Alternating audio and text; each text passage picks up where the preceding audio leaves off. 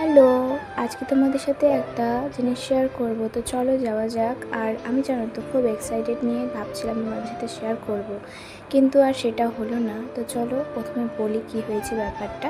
আমাদের কাঁঠালটা না ফেটে গেছে। তো আমাদের এই ফার্স্ট টাইম কিন্তু এই গাছে 3টা ফল হয়েছিল। তো 3টা হয়েছিল, একটা খেয়েছি আর 2টা দেখছি হঠাৎ যে ফেটে গেছে। তাই কিন্তু বাবা কিন্তু হঠাৎ করে যে পেরে নেবে সেটা আমি জানতাম না।